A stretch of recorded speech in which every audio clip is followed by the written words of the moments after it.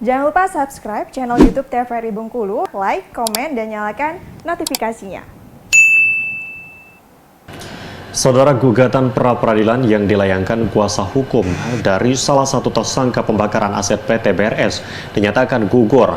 Hal tersebut dikarenakan tersangka selaku penggugat beserta 13 tersangka lainnya memasuki tahap 2 atau dilimpahkan ke Kejaksaan Negeri Bengkulu Utara. 3 April 2023 lalu, Duriman Syah merupakan tersangka kasus pembakaran PT BRS, mengajukan gugatan pra-peradilan ke Pengadilan Negeri Arga Makmur melalui kuasa hukumnya. Namun pada sidang pra-peradilan yang dilaksanakan pada 18 April lalu, ajuan tersebut digugurkan oleh pengadilan atas dasar tersangka telah dilimpahkan atau memasuki tahap 2 di Kejaksaan Negeri Arga Makmur oleh tim penyidik Satreskrim Polres Bengkulu Utara. Kanit Pidum Satreskrim Polres Bengkulu Utara mengatakan pelimpahan tersangka ke Kejaksaan Negeri juga dilakukan terhadap 13 tersangka lainnya yang dilakukan secara bertahap. KUHP apabila perkara sudah didaftarkan maka ke pengadilan, maka sidang pra-pid gugur.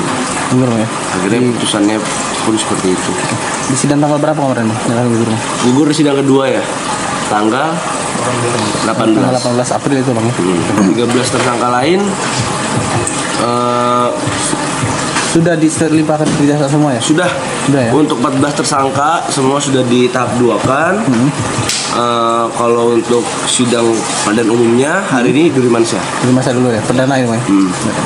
14 tersangka pembakaran tersebut yakni tersangka atas nama Supriyadi yang disangkakan sebagai provokator dan dikenakan pasal 187 Junto, pasal 56 Subsidiar 160 KUHP.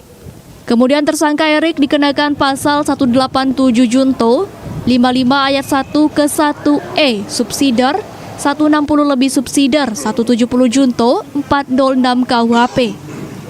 Tersangka Duriman Syah dikenakan pasal 170 ayat 1 Junto, pasal 406 ayat 1 Junto, pasal 55 ayat ke-1 KUHP Pidana.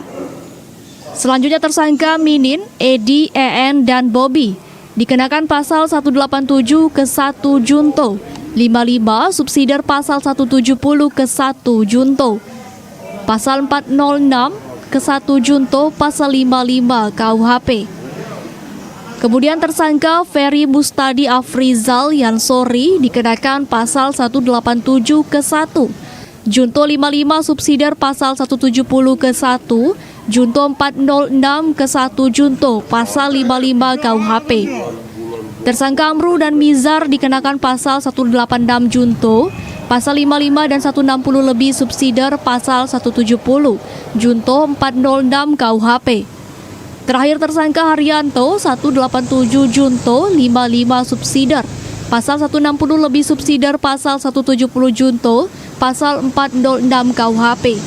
Dari Kabupaten Bengkulu Utara, Isadini melaporkan.